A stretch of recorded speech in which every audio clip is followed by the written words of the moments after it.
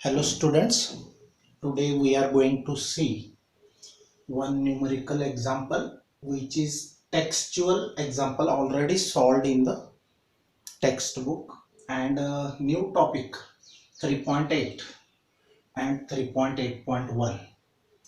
These topics are deleted from the syllabus, but why I am going to explain them? Because for the next topic they require the concept on degrees of freedom, so I have to teach.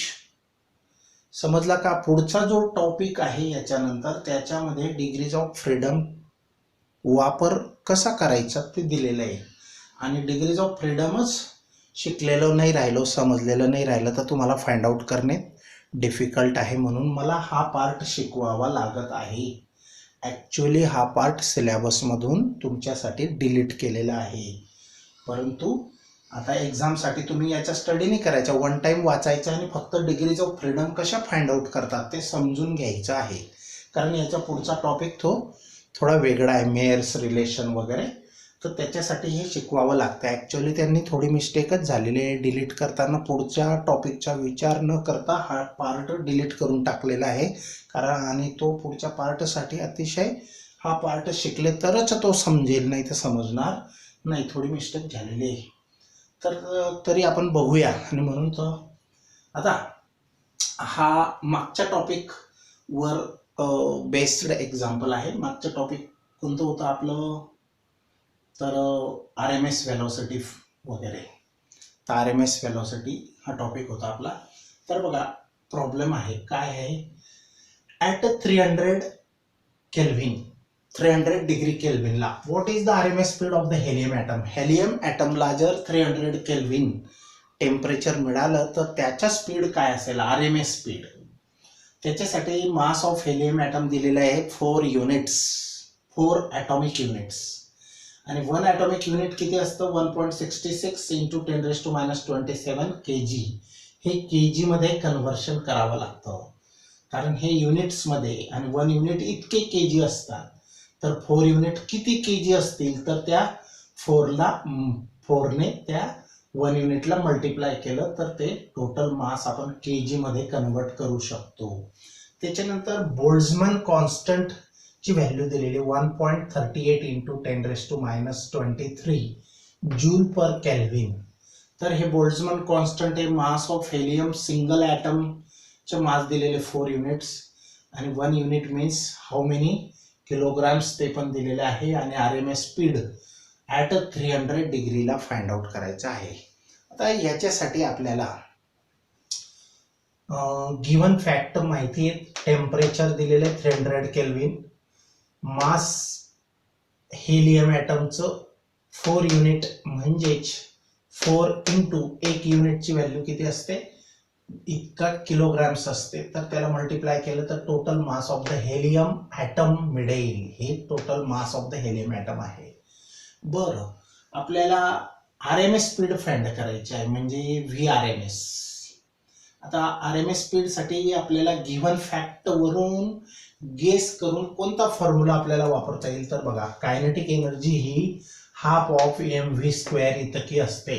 आता इथं हा dash म्हणजे R M S speed, average असतो, root means square speed असतो. तर kinetic energy ही half of M V square इतकी असते, पण कायनेटिक एनर्जी ही 3/2 kBT पण असते in terms of temperature and Boltzmann constant. तर आपण kinetic energy in terms of हा टॉपिक बघितला होता याच्या अगोदर. जर अजून विसरून गेले असतील हा फॉर्म्युला कसा, तर त्या टॉपिकमध्ये मी एक्सप्लेन केलेला आहे, ती क्लिप पूर्ण अजून रिपीट बघून घ्या. बर, तर कायनेटिक एनर्जी ही पण असते, हा आपला जनरल कॉमन फॉर्म्युला आहे, आणि हा 3/2 kBT हा जो फॉर्म्युला आहे तो आपण या टॉपिकच्या अगोदरच्या पार्टमध्ये घेतलेला आहे. बरं, मग आपल्याला आर एम एस व्हेलॉसिटी पाहिजे, म्हणजे याची व्हॅल्यू पाहिजे. मग काय करायचं, तर याची इक्वॅलिटी करायची या दोघांची, half of M V square आणि 3/2 kBT. तर याच्यात 2 गेट्स कॅन्सल्ड, 2 गेट्स कॅन्सल्ड, आणि हा एम काय होईल, 3 kBT ला डिवाइड होईल. मग व्ही स्क्वेअर और आर एम एस व्हेलॉसिटी हा, root means square velocity is equal to 3 kBt upon m असा. बरं, मग हे फाइंड करायचे आहे ना आपल्याला. पहिल्याने व्ही स्क्वेअर ची व्हॅल्यू काढू, मग त्याच्या अंडर रूट काढलं तर आपल्याला RMS व्हॅल्यू मिळून जाईल. आता 3 kBt व्हॅल्यू पुटअप करा बघा.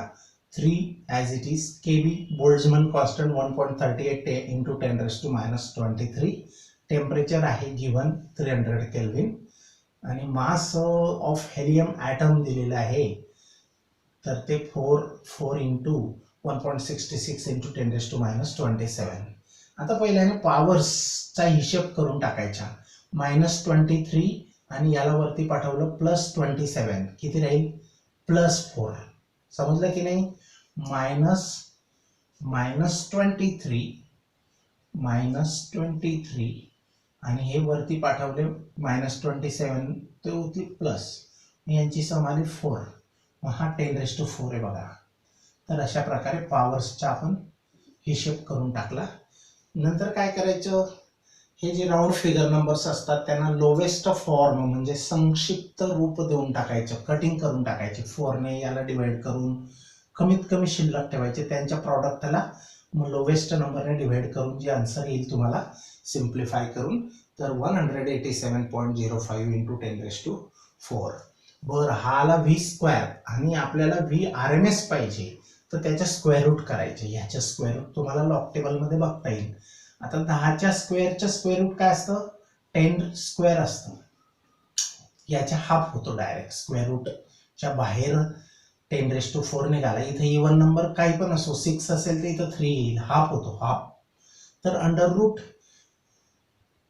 जे असे नंबर्स असतील की ज्यांच्या पॉवर हा इव्हन नंबर असेल, तर त्याच्या अंडर रूट हा त्या नंबरच्या हाफ बनतो, म्हणजे 4च्या हाफ 2. इथं 8 राहिला असता, इथं 4 आला असता. आणि याच्या अंडर रूट ची सोय आपल्या लॉग टेबलमध्ये दिलेली आहे.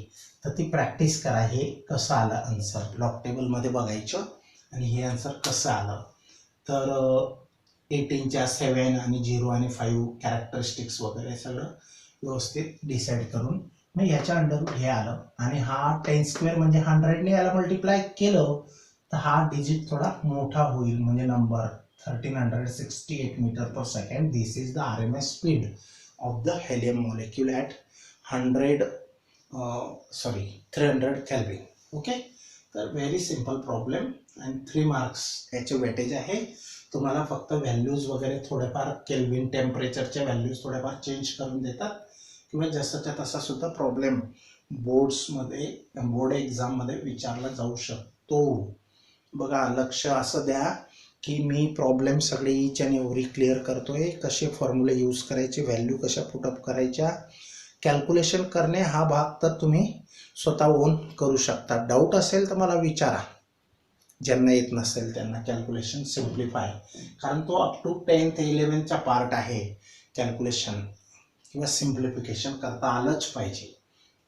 आता पुढचा पार्ट आहे 3.8 topic number law of equipartition of energy. याच्यावर एक्झाम मध्ये क्वेश्चन येणार नाही, डिलीटेड आहे. पण याच्या पुढच्या टॉपिक साठी हे लागणार आहे, हे समजलेलंच पाहिजे तरच समजेल, म्हणून मला हे शिकवावं लागतंय आज. तर बघा, law of equipartition of energy. आता इक्वी म्हणजे इक्वल, पार्टिशन म्हणजे पार्ट, वेगळं वेगळं करणे, ऑफ एनर्जी, एनर्जीला वेगळं वेगळं करणे, असा काय लॉ आहे बघा, law of equipartition of energy. त्याच्यावर जर क्वेश्चन आला तर कसा येऊ शकतो, state and explain law of equipartition of energy. आता याचे स्टेटमेंट काय आहे, जरी एक्झामला येणार नाही तरी समजणे फार इम्पॉर्टंट आहे, हा लक्षात ठेवा. तर याचं स्टेटमेंट काय, law of equipartition of energy. For a gas in thermal equilibrium, असा गॅस सिलेंडरमध्ये की तो थर्मल इक्विलिब्रियम मध्ये आहे, म्हणजे त्याचं टेम्परेचर इन्क्रीज पण होत नाही, डिक्रीज पण होत नाही, कॉन्स्टंट आहे, त्याला थर्मल इक्विलिब्रियम मध्ये म्हणतात. Therm means heat, equilibrium means stability. तर for a gas in thermal equilibrium at a temperature T, त्या गॅसचं टेम्परेचर समजा टी एवढं आहे, फिक्स आहे टेम्परेचर, ना इन्क्रीज होत आहे ना डिक्रीज होत आहे. मग अशा गॅस मधल्या मॉलिक्युलची जी average energy for a molecule असते, फॉर ए मॉलिक्युल म्हणजे सिंगल मॉलिक्युलची ॲव्हरेज एनर्जी जी असते associated with each quadratic term is half of KBT. आता क्वाड्रॅटिक टर्म तुम्ही क्वाड्रॅटिक इक्वेशन वर्ग समीकरणे शिकले असणार. क्वाड्रॅटिक इक्वेशन, आता इथं क्वाड्रॅटिक टर्म काय आहे तर ह्या बघा, ह्या क्वाड्रॅटिक टर्म्स आहेत. Half of M V square ही पण एक क्वाड्रॅटिक टर्म आहे. तर ह्या क्वाड्रॅटिक टर्मची प्रत्येकाची व्हॅल्यू हाफ ऑफ केबीटी असते.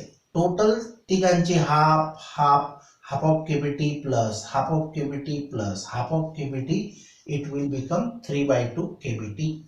यांची सम 3/2 केबीटी.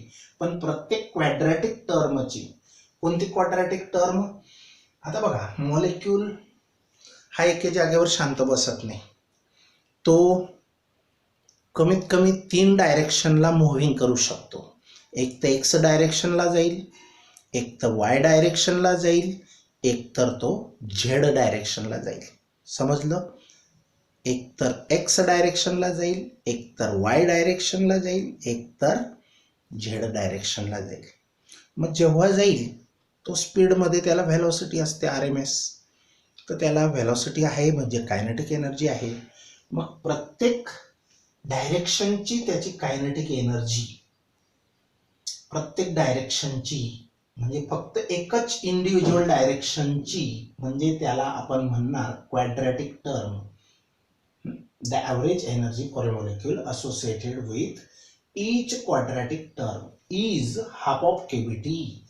एक क्वाड्रॅटिक टर्म हे प्लस ने ॲडिशन किंवा सबट्रॅक्शनने जॉईंट केलेल्या ह्या ज्या टर्म्स असतात यांना मराठीमध्ये पदे असं म्हणतात. तर ह्या टर्म्स आहेत.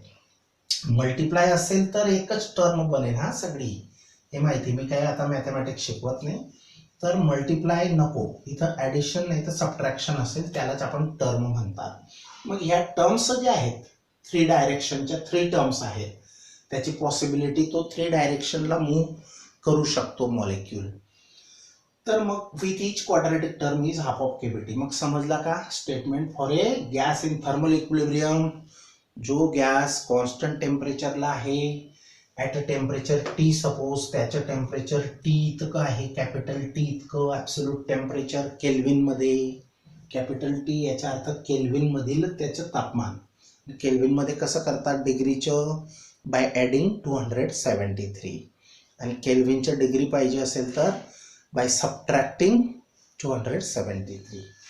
तर मग the average energy for a molecule associated with each quadratic term, each म्हणजे प्रत्येक क्वाड्रॅटिक टर्मला जी एनर्जी असते, एनर्जी ॲव्हरेज एनर्जी ही हाफ ऑफ केबीटी असते. ही in terms of Boltzmann constant and absolute temperature मध्ये काढलेली आहे. ही पण कायनेटिक एनर्जीच आहे, ती बघणार आहेत आपण.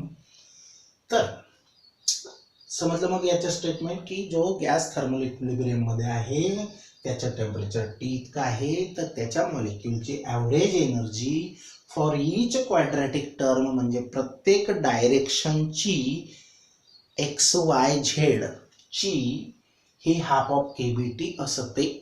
ओके, आता एक्सप्लेनेशन बघा.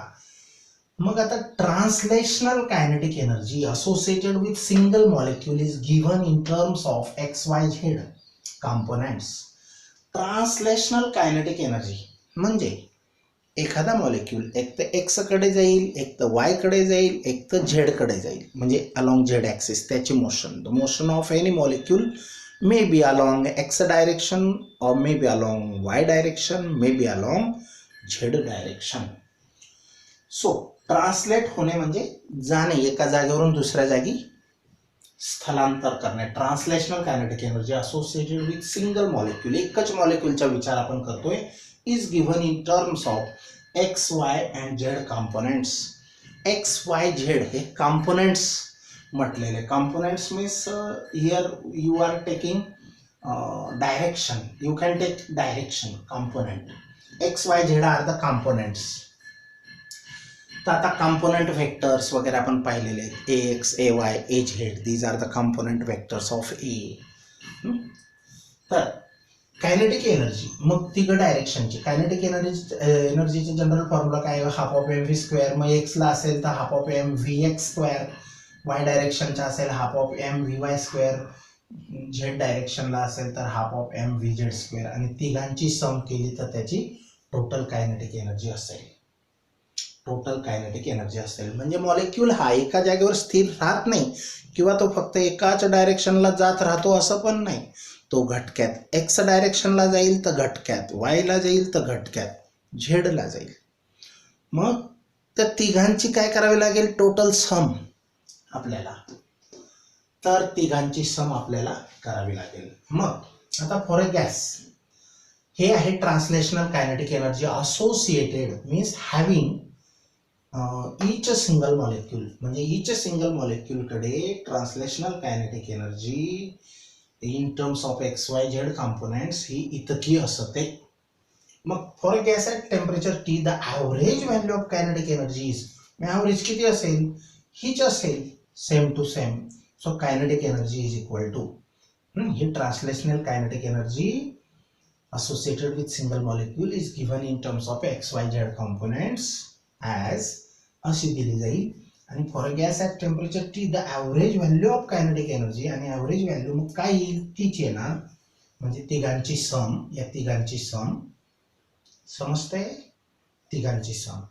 पण आता कायनेटिक एनर्जी ही आपण जनरल कॉमन फॉर्म्युला आपल्याला जो माहिती होता 9th पासून त्याच्यावरून काढली तिघ डायरेक्शनला, फक्त इथे एक्स वाय झेड यूज केलेले आहे. पण average value of kinetic energy of a gas molecule at temperature T तर इतकी असते. याच्या आधीच्या टॉपिक मध्ये आपण पाहिले kinetic energy of a molecule at a temperature capital T is equal to 3/2 kBT इतकी असते. मग याचा अर्थ ही कायनेटिक एनर्जी आणि ही कायनेटिक एनर्जी इक्वल असावी. फक्त सांगण्याची भाषा, एक्सप्रेस करण्याची लँग्वेज डिफरंट आहे. ही पण कायनेटिक एनर्जीज आहे त्या मॉलिक्यूलची by considering 3 components X Y and Z. आणि average kinetic energy of a single molecule according to this theory, kinetic theory, ती असते 3/2 kBT. मग हे आणि ही कायनेटिक एनर्जी सेमच असावी. ओके, सेम असावी. मग हे सेम लिहिलं. बरं, या तिघांची सम जर 3/2 kBT असेल तर ही प्रत्येक टर्मचा ह्याच्यामधला शेअर हिस्सा किती, कारण तिघं मिळून 3/2 kBT आहे. तर ह्या प्रत्येकाचा हिस्सा, आता एखादा मॉलिक्यूल फक्त एक्सलाच जात राहील, वायला जाणार नाही किंवा झेडला जाणार नाही असं नाही. मी सांगितलं they are in random motion according to kinetic theory. Each and every molecule is always in a state of random motion. They are moving here and there, up and down, left and right, to and fro. So many directions that molecule is changing every second. So kinetic energy, these we are considering in all possible directions x, y, z. So and total is 3/2 kBT. मग प्रत्येकाला आपण काय करूया, तिघ डायरेक्शनला त्याची energy same आहे असं समजूया. म्हणजे जितकं एक्स डायरेक्शनला गेला तेव्हा जी कायनेटिक एनर्जी त्याला असेल प्राप्त झालेली, तेवढीच कायनेटिक एनर्जी तो वायला जाईल, तेवढीच कायनेटिक एनर्जी तो झेडला जाईल. तर या तिघांची कायनेटिक एनर्जी आपण सेम पकडूया, एक्सला, वायला आणि झेडला. मग since there is no preferred direction, कारण असं आहे की मॉलिक्यूल हा फक्त अमुक एका दिशेला जात नाही. The molecule does not have any preferred direction, म्हणजे त्याला कोणतीच एक डायरेक्शन फिक्स पसंत पडत नाही. अमॉंगस्ट 3 कंपोनेंट्स, या तिघांपैकी तो फक्त एकाच डायरेक्शनला जातो असं नाही, पण प्रत्येक डायरेक्शनला आपण इक्वली समजूया. म्हणजे याला 3 ने डिव्हाइड केलं, आपल्याला हे 3 पार्ट्सची सम इतकी आहे तर याला 3 ने डिवाइड केलं तर काय होणार, 3 गेट्स कॅन्सल्ड आणि राहील काय मग हाफ ऑफ. पण 3 ने डिवाइड करून आपल्याला काय मिळणार आहे, प्रत्येकाची व्हॅल्यू मिळणार आहे, प्रत्येकाची व्हॅल्यू मिळणार आहे. मग प्रत्येकाची व्हॅल्यू म्हणजे प्रत्येक क्वाड्रॅटिक टर्म, कॉड मी स्क्वेअर आहेत बघा, म्हणून यांना क्वाड्रॅटिक टर्म्स असं म्हटलेलं आहे. तर ईच डायरेक्शनची और ईच क्वाड्रॅटिक टर्मची व्हॅल्यू ही हाफ ऑफ केबीटी असते. With each quadratic term is half of KBT statement. दस समजलं मग. Thus, the mean energy associated with energy component of translational kinetic energy in x, y, z direction is each बर का, पण फक्त x ला half of KBT असेल, फक्त y डायरेक्शनला हाफ ऑफ केबीटी असेल आणि फक्त z ला हाफ ऑफ केबीटी असेल. आणि टोटल ॲव्हरेज त्याचं मॉलिक्युलचं काही सांगता येत नाही, तो कधी x ला, कधी y ला, कधी z ला येत असेल. मग तिघांचं कन्सिडरेशन करून total kinetic energy, average kinetic energy ही 3/2 केबीटी असते, पण फक्त एका डायरेक्शनची हाफ ऑफ केबीटी असते ई. तर हे आता पुढचा टॉपिक आपण बघणार आहेत, degrees of freedom. Degree Celsius temperature measure करण्यासाठी डिग्री सेल्सिअस हे युनिट वापरतो आपण. तर डिग्री म्हणजे how much amount. 20 degree Celsius, 30 degree Celsius, 20 पेक्षा 30 हे ग्रेटर टेम्परेचर आहे. मग आता डिग्रीजचा मिनिंग काय होतो इथं. Degrees means amount, extent, up to which extent म्हणजे किती प्रमाणात मराठीमध्ये सांगायला झालं तर, आणि इंग्लिशमध्ये up to how much extent or up to how much amount. आता डिग्रीज ऑफ फ्रीडम, फ्रीडम म्हणजे स्वातंत्र्य. डिग्रीज ऑफ फ्रीडम म्हणजे स्वातंत्र्याचं प्रमाण मराठीमध्ये झालं तर. ॲक्च्युअली मराठीमध्ये सेम वर्ड्स भेटणे मुश्किल आहे, पण मी समजावण्याचा प्रयत्न करत असतो. तर आता फ्रीडम म्हणजे स्वातंत्र्याचे प्रमाण. कोणाचे स्वातंत्र्य, मॉलिक्यूल. हा आपण कायनेटिक थेरी ऑफ गॅसेस हा चॅप्टर शिकतोय. तर तो मॉलिक्यूलला स्वातंत्र्य किती, कुठं जायचं, एक्सला जायचं का वायला जायचं का झेडला जायचं, या स्वातंत्र्याचं प्रमाण, का रोटेट व्हायचं का व्हायब्रेट व्हायचं. तर हे बरेच स्वातंत्र्य त्याला आहे, कारण मॉलिक्यूल रोटेट पण होऊ शकतो. रोटेट होणे म्हणजे सपोज इथं हे दोन कॉर्नरला हे दोन ॲटम्स आहेत आणि हा डायटॉमिक मॉलिक्यूल आहे, असा रोटेट होऊ शकतो. तो आडवा पण रोटेट होऊ शकतो, आडवा पण रोटेट होऊ शकतो, उभा पण रोटेट होऊ शकतो. समजलं. Along x direction rotation, along Y direction rotation, along Z direction rotation. समजलं. तर असं पॉसिबिलिटीज त्याच्या, एक्सला जाऊ शकतो असा रोटेट होता होता पण जाऊ शकतो, वायला जाऊ शकतो, झेडला जाऊ शकतो, व्हायब्रेट होऊ शकतो, व्हायब्रेशन म्हणजे कंपन होऊ शकतात. इतक्या पॉसिबिलिटीज आहेत, इतके त्याला डिग्रीज ऑफ फ्रीडम आहेत. मग तो मॉलिक्यूल सिंगल ॲटमचा आहे का डायटॉमिक म्हणजे डबल ॲटमचा आहे का मल्टी मेनी ॲटमचा मॉलिक्यूल आहे. तर आता पहिल्याने डिग्रीज ऑफ फ्रीडम बघूया काय असतं. Define degrees of freedom. Degrees of freedom of a system. आता diatomic molecule or single atom or a single molecule is a system. Consider it is a one of the system. Degrees of freedom of a system are defined as. आता काही जणांना सिस्टमच्या पण meaning लक्षात येत नाही. आता bicycle is one of the system. Our body is one of the system. So many systems are working together. And our body is single system. Nervous system, circulatory system, skeletal system, and so on. So many systems working together and forms a single system. Small system constitutes or makes a big one system. So here single atom or a single molecule is considered as a system. Degrees of freedom of a system are, एखाद्या सिस्टमची degrees of freedom हे काय असतं, R defined as, चा अर्थ असा सांगितला जातो की defined as the total number of coordinates, total number of coordinates और इंडिपेंडेंट क्वांटिटीज. आता कोऑर्डिनेट्स तुम्हाला माहित आहे, तुम्ही ग्राफ आलेख 10th मध्ये शिकलेले आहेत, 11th मध्ये पण मॅथमॅटिक्स मध्ये शिकलेले असणार. एक्स वाय प्लेन असतं, हा एक्स ॲक्सिस, हा वाय ॲक्सिस. सपोज हा 3 आहे, हा 2 आहे, तर ह्या पॉइंटचं लोकेशन और कोऑर्डिनेट्स सांगा. आधी एक्स कोऑर्डिनेट सांगितला जातो 2, नंतर वाय कोऑर्डिनेट सांगितला जातो 3, आणि कधी कधी झेड पण येतो.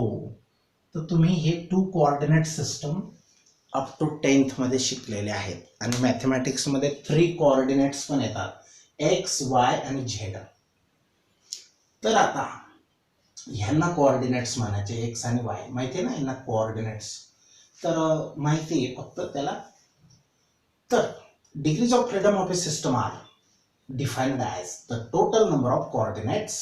एखाद्या सिस्टमचे डिग्रीज ऑफ फ्रीडम म्हणजे त्याचे किती कोऑर्डिनेट्स आहेत, और इंडिपेंडेंट क्वांटिटीज रिक्वायर्ड, तो डिस्क्राइब करण्यासाठी, तो सिस्टम सांगण्यासाठी किती कोऑर्डिनेट्सची गरज येते. रिक्वायर्ड म्हणजे गरज येणे, और इंडिपेंडेंट क्वांटिटीची गरज येते कशासाठी, to describe the position and configuration of the system completely. त्या सिस्टमची पोझिशन म्हणजे स्थिती सांगण्यासाठी, किंवा कॉन्फिगरेशन म्हणजे तिच्या अबाउट सगळी माहिती सांगण्यासाठी, कम्प्लिटली म्हणजे संपूर्ण माहिती सांगण्यासाठी ज्या कोऑर्डिनेट्सची गरज येते किंवा इंडिपेंडेंट क्वांटिटीजची गरज येते, त्यालाच आपण डिग्रीज ऑफ फ्रीडम असे म्हणतात. तर लक्ष द्या, परत एकदा रिवाइज करतो. Degrees of system of a degrees of freedom of a system are defined as, एखाद्या सिस्टमचे डिग्रीज ऑफ फ्रीडमचा अर्थ असा लावला जातो की the total number of coordinates, एकूण कोऑर्डिनेट्सची संख्या. कुणाची, त्या सिस्टमला, त्या सिस्टमची पोझिशन किंवा कॉन्फिग्युरेशन स्पष्ट करण्यासाठी, ती सिच्युएशन स्पष्ट करण्यासाठी किती कोऑर्डिनेट्स लागतात, किंवा इंडिपेंडेंट क्वांटिटीज लागतात required to describe the position and configuration of the system completely.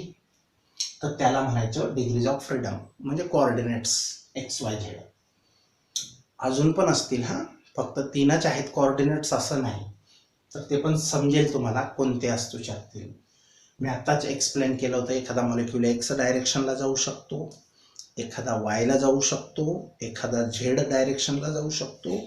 3 axis system तुम्हाला माहिती आहे. आता हा एक्स ॲक्सिस, हा वाय ॲक्सिस, आणि या दोघांना परपेंडिक्युलर हा झेड ॲक्सिस.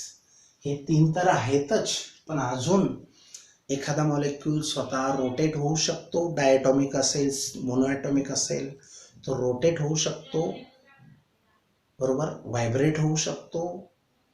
तर अशा ट्रान्सलेशनल 3 आहेत, रोटेशनल पण आहेत आणि व्हायब्रेशनल पण आहेत. आता ते तिघांचा विचार ह्याच्या पुढच्या टॉपिकमध्ये येणार आहे, ते समजणे गरजेचे आहे. ते तिघ समजायचे, तिघ शब्दांचे अर्थ पक्के समजायला पाहिजे. आता डिग्रीज ऑफ फ्रीडम समजा, ही डेफिनेशन तुम्हाला अजून पण समजली नाही, अर्थ लागत नाही. आता एक सिलेंडर आहे बघा, क्वेश्चन आहे 1 mark question, very short answer question, 1 mark, आणि हा 2 मार्कसाठी. एक सिलेंडर आहे, हे असं स्लिप करत आहे, रोलिंग करत आहे. रोलिंग करणे म्हणजे असं ते रोल करत आहे प्लेन रोडवरती, रोडवरती असं रोलिंग करत आहे, पण विदाऊट स्लिपिंग. स्लिपिंग म्हणजे काय, ते फिरेल पण काही वेळेला जागच्या जागी जसे एखादी मोटार गाडी फसून जाते, जागच्या जागी चाक फिरतो पण गाडी काही पुढे जात नाही, त्याला स्लिप होणे असं म्हणतो आपण. स्लिपचा अर्थ तुम्हाला माहिती आहे. तर a cylinder is rolling without slipping. हे रोल करत आहे पण जागच्या जागी पुढे न जाता फिरत नाही. फिरत आहे पण जागा पण बदलत आहे. आता याचा अर्थ मी त्या इन्क्लाइन्ड प्लेन मध्ये पण सेकंड चॅप्टर मध्ये समजावलेला आहे. A cylinder is rolling without slipping on a straight road. रोडवरती हे सिलेंडर असं रोल करत आहे, स्लिप होत नाहीये. What will be the degrees of freedom of the cylinder. तर सिलेंडरच्या डिग्रीज ऑफ फ्रीडम किती असतील. आता एकच डायरेक्शनला जात आहे. जर एकच डायरेक्शन कोणती पण घेतली, एक तर एक्स घ्या फक्त, एक तर वाय घ्या किंवा एक तर झेड घ्या, असं रोलिंग करून वरती चढतंय किंवा खाली उतरतंय. कोणतं पण एकच डायरेक्शनला ते जाण्याची शक्यता 100% आहे, पण एकाच डायरेक्शनला जाईल. म्हणून त्याला डिग्रीज ऑफ फ्रीडम फक्त किती आहेत, 1. A cylinder is not slipping. Cylinder हे स्लिप होत नाही. It has only 1 degrees of freedom. Slip झालं असतं तर अजून वेगळे डिग्रीज ऑफ फ्रीडम त्याला राहिल्या असत्या. आणि म्हणून बघा, degrees of freedom for a single चाक फिरतंय, मोटारीचे चाक जात आहे रोडवरती, किती degrees of freedom, single roll होत आहे. समजलं. मग डिग्रीज ऑफ फ्रीडम कसं फाइंड करायचं, 1 or 2 or 3 नंबर असणार. हा डिग्रीज ऑफ फ्रीडम हा काय असणार, नंबर. एक तर 3, कोणाला 1 डिग्रीज ऑफ फ्रीडम असतं, कोणाला 3 डिग्रीज ऑफ फ्रीडम असतं, कोणाला 5 डिग्रीज ऑफ फ्रीडम असतं. आता बघणार आपण. 1 म्हणजे काय, तो फक्त एकाच डायरेक्शनला जाऊ शकतो, एका स्ट्रेट लाईन मध्ये जात असेल.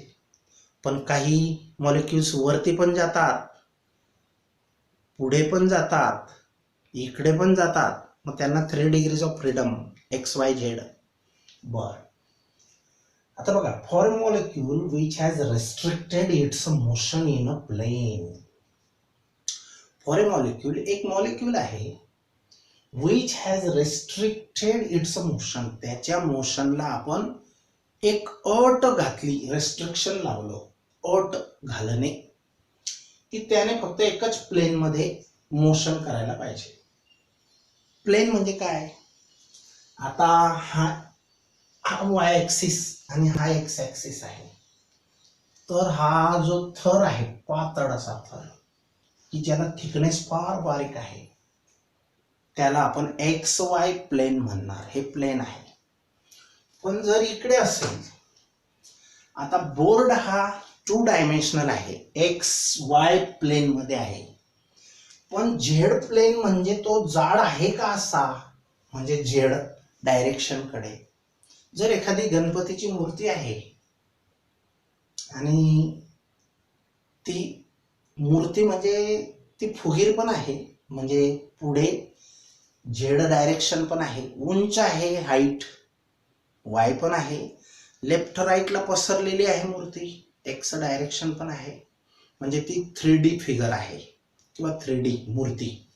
पण एखादा फोटो आहे चिपकवलेला गणपतीचाच, तो जाड नाही, म्हणजे झेड ऍक्सिस ऍबसेंट आहे, मग त्याला हाईट आहे, लेफ्ट राईट विड्थ आहे, म्हणजे एक्स आणि वाय दोघं डायमेन्शन त्याला आहेत, म्हणून त्याला 2D म्हणणार. आणि एक अशी गोष्ट आहे की जी फक्त ना वर जाते ना खाली जाते, फक्त सरळ एकच डायरेक्शन चेंज करता जात आहे. That has a 1 dimensional. काही जणांना हे 1, 2, 3 डायमेन्शनल पण समजत नाही, म्हणून रिपीट करून दिलं मी. तर for a molecule which has restricted in motion in a plane. एक मॉलिक्यूलला सांगितलं की तू असंच जाणार, किंवा त्याला अशी अरेंजमेंट करून दिली, जाण्यासाठी दुसरा मार्गच दिला नाही त्याला, तर तो एकाच प्लेन मध्ये जाईल.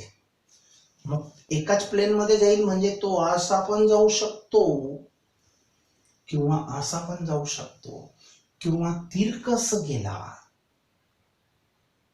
पण इकडे जाऊ शकत नाही ना, पाठीमागे असा तिरकत जाऊ शकत नाही. ते बंद केलं त्याचं. कसा फिरू शकेल तो, इन अ सिंगल प्लेन. म्हणजे एक तर असा सरळ, एक तर असा सरळ, एक तर असा, असा किंवा असा, पण इकडे किंवा तिकडे नाही. मग आता जेव्हा वरती जाईल तर वाय ऍक्सिसला जाईल, आडवा जाईल तर एक्स ऍक्सिसला जाईल, तिरकस जाईल तर इकडे एक्स कडे पण जात आहे आणि हाईट पण घेतोय म्हणजे वाय कडे पण जातोय, म्हणून दोघं ऍक्सिसला त्याची मोशन आहे एक्स आणि वाय, म्हणून तो एक्स वाय प्लेन मध्ये त्याची मोशन आहे असं समजलं जातं. For a molecule which has restricted its motion in a plane, what are the degrees of freedom. मग असा जो मॉलिक्यूल एक्स वाय प्लेन मध्ये जातोय त्याला किती डिग्रीज ऑफ फ्रीडम असतील अँड व्हाय आणि का. तर बघा परत एकदा समजावून दिलेलं आहे. असा molecule restricted to move in a plane needs two components to describe its location. जो मॉलिक्यूल एकाच प्लेन मध्ये मूव्ह होण्यासाठी त्याला आपण बंधन घातलं, रेस्ट्रिक्शन म्हणजे बंधन, अट घातली, restricted to move in a single plane that needs two components at least to describe its location. त्याचं लोकेशन सांगण्यासाठी हा मॉलिक्यूल इथून निघाला, इथं पोचला, इथं पोचला, इथं पोचला, इथं पोचला, तर त्याचं लोकेशन तो कुठं आहे हे सांगण्यासाठी कमीत कमी दोन गोष्टी लागतील. कोणत्या? एक एक्स कोऑर्डिनेट आणि एक दुसरा वाय कोऑर्डिनेट. हे मी आधीच सांगितलं, याला म्हणतो आपण एक्स कोऑर्डिनेट, याला म्हणतो आपण वाय कोऑर्डिनेट. म्हणजे कमीत कमी दोन कोऑर्डिनेटची गरज आहे. मॉलिक्यूल एक्स वाय प्लेन मध्ये जात आहे, त्याला आपण बंधन असं घातलं की एक्स वाय मध्ये कसा पण फिरतो, पण एक्स वाय मध्येच फिर, एक्स वाय प्लेन सोडायचं नाही सपाट. तर त्याला डिग्रीज ऑफ फ्रीडम किती असतील आणि का असतील. तर बघा, a molecule restricted to move in a single plane that needs at least two components to describe its location. त्याचं ठिकाण सांगण्यासाठी, त्याचा पत्ता तो कुठं आहे हे सांगण्यासाठी एक्स आणि वाय कोऑर्डिनेट्स लागतात. किती कंपोनेंट्स लागतात? मग दोन कंपोनेंट्स लागतात. and thereby two components of velocity to describe its motion. म्हणजे त्याचा वेलॉसिटी ह्या दोघं डायरेक्शनला असेल, एक तर एक्सला एक तर वायला. पण जरी thus it has 2 degrees of freedom, म्हणजे त्याला किती डिग्रीज ऑफ फ्रीडम असतील? 2. Now will stop here for the next topic. हे तुम्हाला सिलेबस साठी नाहीये, डिलीटेड आहे, परंतु याचा हे समजल्याशिवाय पुढचं समजणं कठीण. मी अगोदरच सांगितलं. Okay, now you can read it well.